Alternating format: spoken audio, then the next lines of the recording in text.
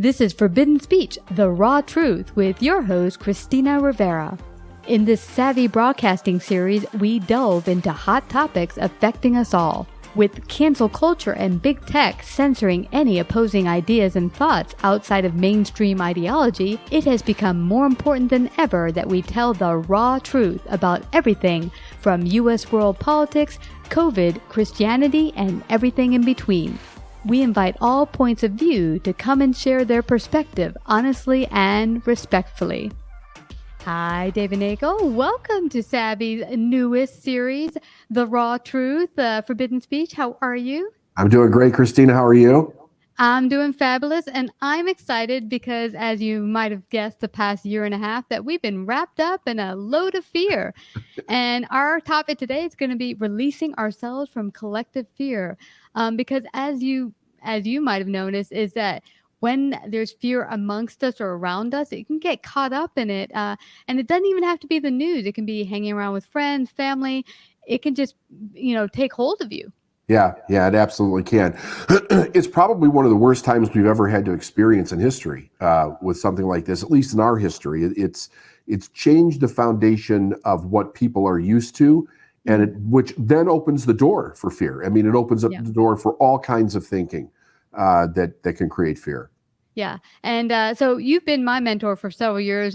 Even before I worked with you, I was listening to your content on your wonderful davidneagle.com site. But also I joined you recently for the Elite Mind, where we got together and we were working on having a mindset that was set for success, which also takes you away from focusing on fear.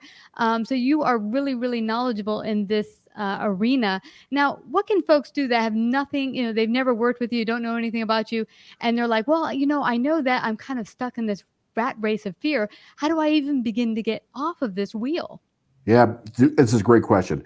So the first thing I think is to understand that the way that our bodies are going into fear is not really designed to keep us afraid, but it's actually a way for us to try to get control over what it is that we're experiencing. One of the ways that human beings actually feel somewhat in control is to be afraid, to focus on what their fear actually is or what is that's scaring them, so that they have some semblance of control over their world, over their universe. Mm-hmm. What we're experiencing currently is so many things changing so fast, and many things that we don't know much about changing, that it has a tendency for a person it really undermines the way that we actually experience the world. So, for instance, like when COVID started, one of the big problems that we have when everything started shutting down was that our understanding of cause and effect and the way business is done and products and services get into our life and we move products and services throughout the world significantly started to change. Now, if we can't get the things that we need, if we're experiencing shortages, which we're currently experiencing, by the way, for various different reasons, the idea is, how do I know that I'm actually safe? How do I know I'm going to get what I need on a day-to-day basis today, tomorrow, and in the future? At the same time, we're hearing all different kinds of ideas, controversies, people going down a rabbit hole on a lot of different things. Some things are true, some things are not true, and we don't know how to decide which one is going to best fit to get our needs met. Mm-hmm. So fear keeps us in this state of alertness. It's saying, pay attention to everything that's actually going on. But what we really need to do is we need to find a way to know what to pay attention to, what not to pay attention to, and what is real and what is not real. And I think that is really the core of the fear that we're experiencing now, is people don't know what's real. Yeah. Well, this is interesting for me because I think a lot of us will try to say, well, let's just eliminate fear. It's the same thing with pain. Let's just make this go away. Let's just make it easy. But, as you were just saying, fear is an indication to us that something's going on. It does not necessarily a bad thing. But like you were saying, now, how do we know what to listen to? How do we pull out what's true, what's not? How do we begin with that? The first thing that I tell everybody is to take a very close look at the source of the information that you're gathering. So one thing that people really need to understand is that the mainstream media and many of the various different podcasts that have spun off of mainstream media are really businesses. And people forget that they're businesses, and they forget how they make money, or they didn't even know how these businesses make money. They make money by getting people to watch their content. And the more that they can prove the amount of eyeballs watching the content, the more sponsors they can get and the more sponsor money they can get. So we must remember that these are businesses that need your attention in order to make money and to continue to make money in the future. So what is scientifically known, what is psychologically known, is that the fastest way to get somebody's attention and to hold it is to scare them. Right? In the industry, they say if it bleeds, it leads. It is the thing that is the most shocking, the most abhorrent, the most concerning, that if they keep putting that message out there, people feel constantly like they don't know what to do, a deep sense of insecurity, and they want more information. So it's almost like I'm addicted to getting more information that is scaring me, not because they want to be scared, but because they don't know what to do. So I think what at least what I recommend and what my practice myself is to take pieces of information that you are very concerned with, and you want to go straight to the source of where this information is coming from. There's a difference between somebody who is, let's say, a reporter, a person that is in the media, and are they a commentator? Are they creating news? Or are they reporting from a journalistic perspective what the facts are? Very few of these news organizations are reporting anything that's facts. It's all commentary on what they believe is actually happening. So you have to seek out sources that stay as close to the journalistic truth as possible and not get stuck in the story. Yeah, I love that. You know, it was interesting. Many years ago, I interviewed a journalist, and he said, you know, a lot of the information we get isn't too hard. Like if I were to go find a resource to prove, okay, this happened or this happened. In one case, the story I was working on, I went to the CIA site, and most of the information was public. So I just looked it up within 5 minutes. I found this is a credible source, and I was able to validate. And anyone, he said on my show, anyone can do this. It's open. That's There's right. a lot of open source information that we ourselves can be mini investigators. Maybe we don't spend all of our time, but like you said, things are really important to us. We can go that one step deeper, maybe go to CDC ourselves or go to this, you know, wherever it might be. All of this information, the CDC, the FDA, all of the peer-reviewed medical journals are public. Everything that they're talking about and they're giving their opinion about on the news is published data that is available for the public to research and check out yourself.